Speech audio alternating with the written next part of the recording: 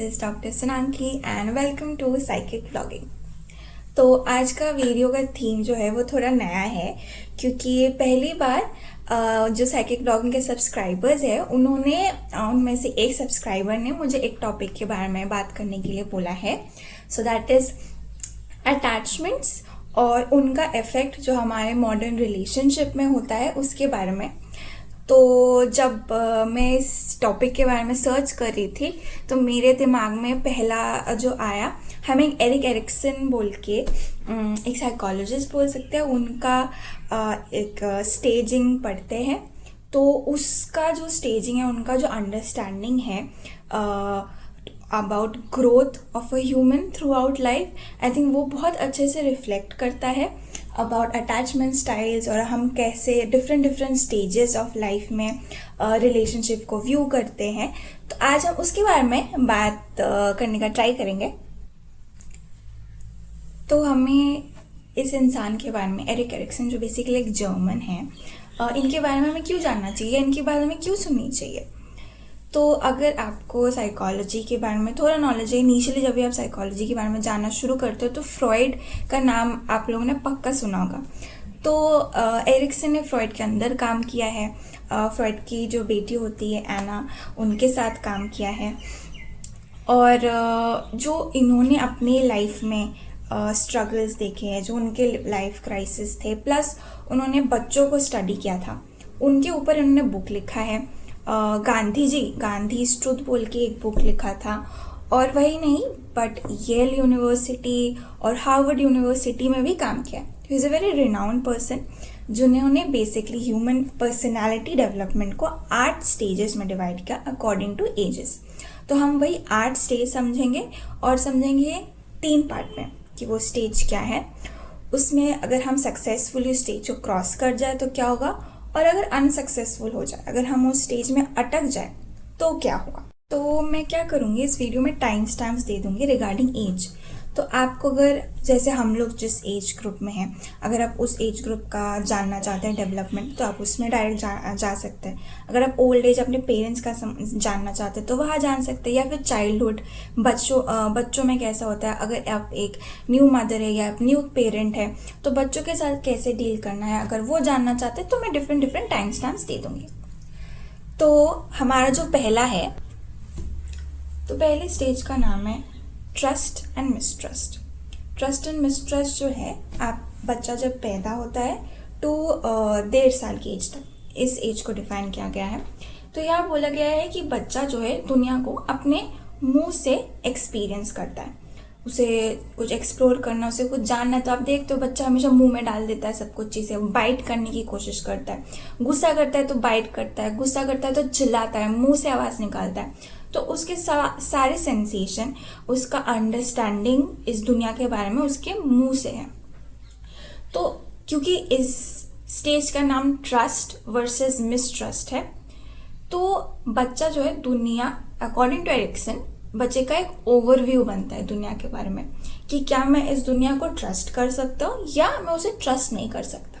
और ये किसके ऊपर डिपेंड करेगा कि जो प्राइमरी केयर टेकर है, मोस्ट ऑफ द केसेस में जो मम्मी होंगी, एटलीस्ट इंडियन सिनेरियो में तो मदर है, तो मदर कितना अमाउंट ऑफ फूड प्रोवाइड करती है और मदर कितना प्यार शो करती है, कितना अफेक्शन शो करती है।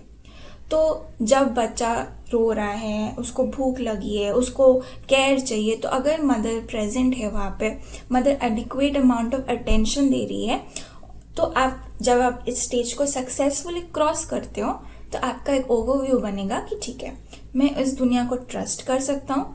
जब मुझे ज़रूरत पड़ेगा, जब मुझे तकलीफ होगा, कोई ना कोई होगा जो मेरे लिए खड़ा रहेगा।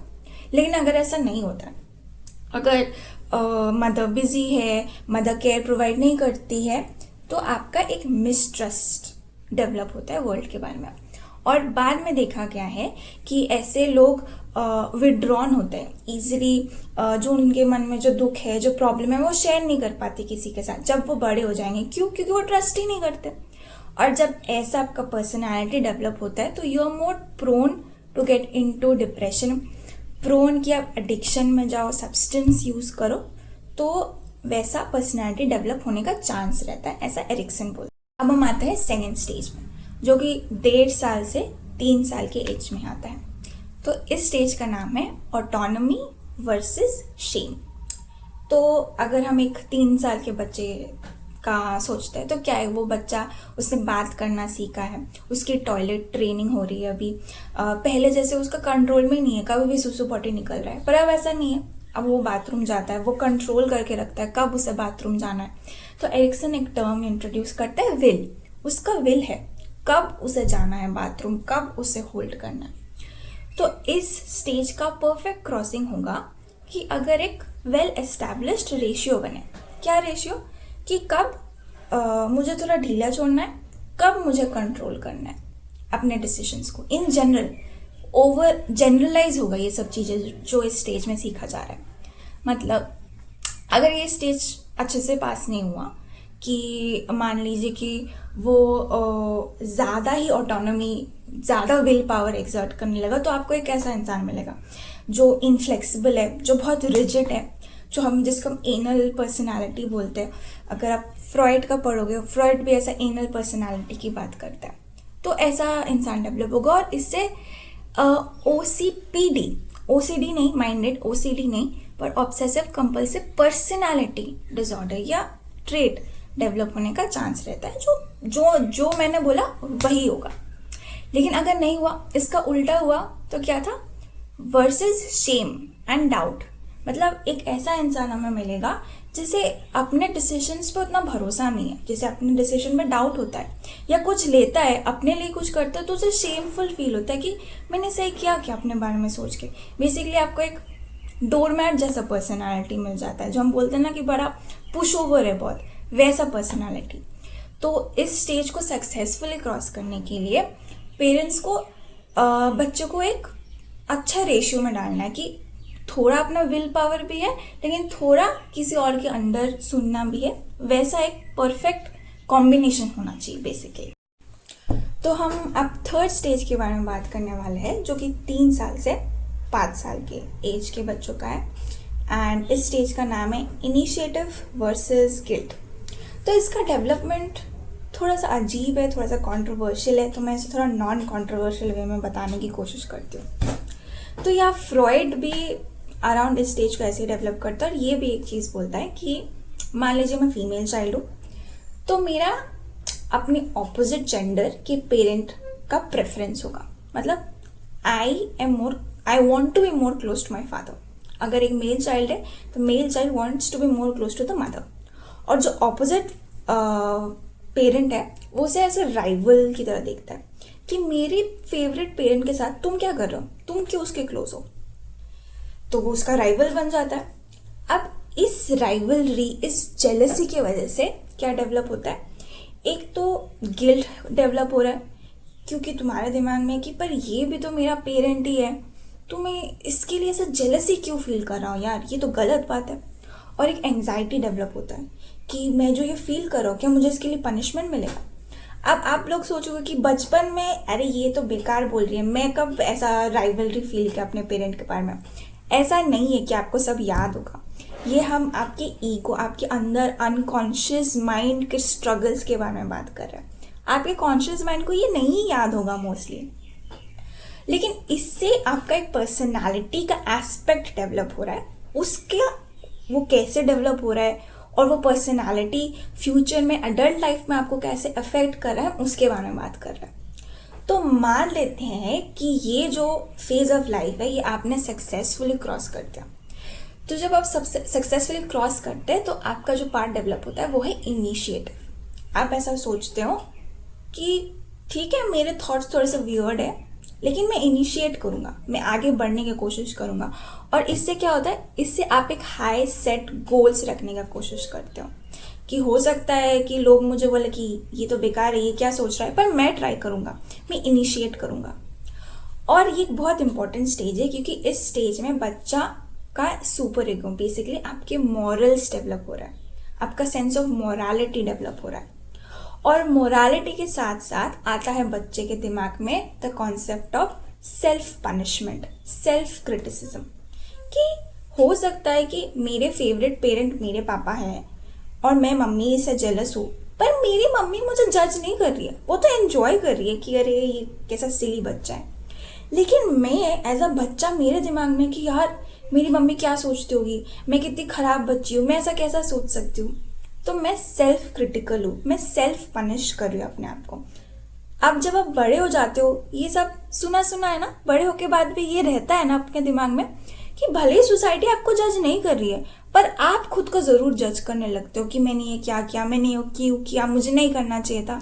तो जब ये स्टेज प्रॉपरली डेवलप नहीं होता है, या आप कहीं ना कहीं थोड़ा बहुत फंसे हुए स्टेज में, तो आपका ये सेल्फ क्रिटिकल पार्ट या फिर गिल्ट वो रह जाता है, और आप प्रॉपरली अपना फुल पोटेंशियल में जो इनिशिएटिव आपको लेना चाहिए वो कहीं ना कहीं आप नहीं ले पाते हो। बात अगर हम डिसऑर्डर लेवल पे करें, तो एक डिसऑर्डर है जिसे कन्वर्जन डिसऑर्डर बोला जाता है। कन्वर्जन डिसऑर्डर बड़ा ही खराब किस्म का डिसऑर्डर बोल सकते हैं। इसमें क्या होता है, मेनली लड़कियों में देखा गया है कि जब आपके लाइफ में बहुत स्ट्रेस है और आपका कोई वेंटिंग पॉइंट नहीं है, आप उसे एक्सप्रेस नहीं कर सकते।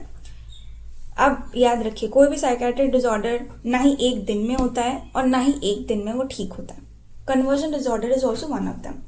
बहुत साल से स्ट्रेस होते होते होते होते होते हम एक ऐसी सिचुएशन आ गए हैं कि उस इंसान के अंदर बॉटल्ड अप है, इतने सारे इमोशन बॉटल्ड अप है, वो उसे एक्सप्रेस नहीं कर पा रहा। तो ब्रेन क्या करेगा, उसको कैसे तो निकालना है सब चीज़ें, उसे बॉडीली कंप्लेन होने लगेगा।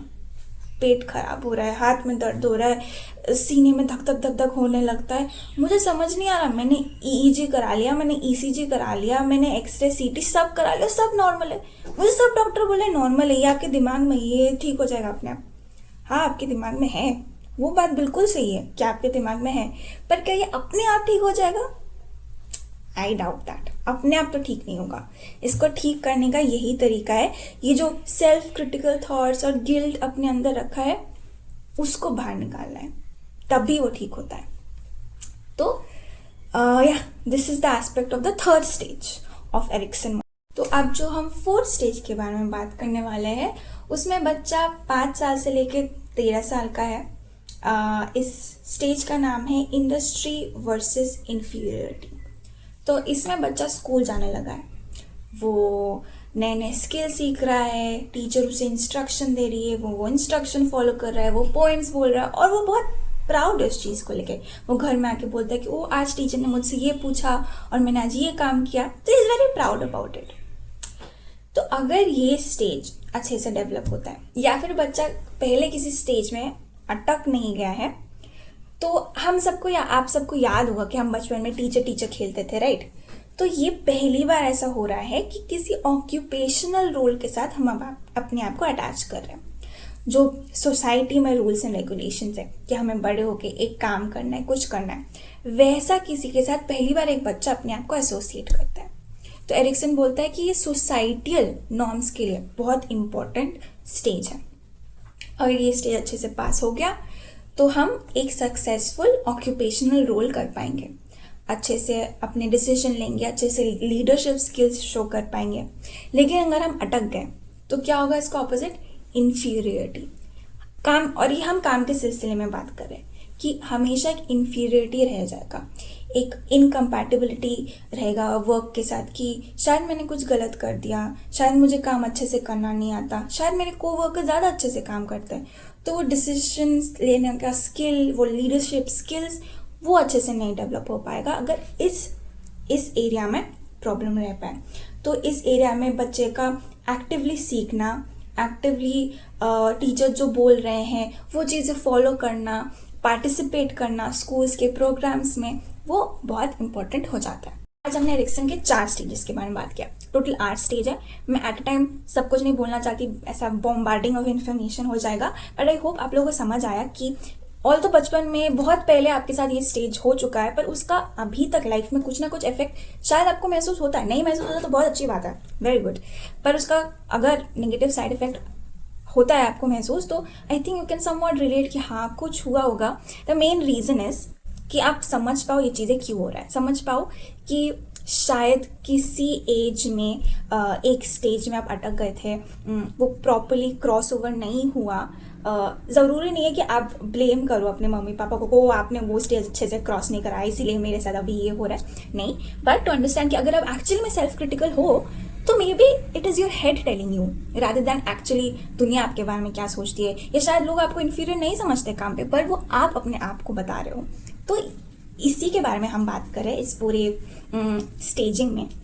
तो जो नेक्स्ट वीडियो होगा उसमें बाकी 4 स्टेजेस जो है एरिक्सन का, मैं उसके बारे में बात करूँगी। And I think that will be more relatable, क्योंकि जो मैक्सिमम व्यूअर्स है मेरे चैनल का वो इस एज ग्रुप में आता है, तो that is more consumable. But अगर आप भी चाहते हो कि आपके किसी टॉपिक के बारे में मैं वीडियो बनाऊँ तो you can comment it down below and I will try and talk about it I guess. तो bye bye, that's it for today.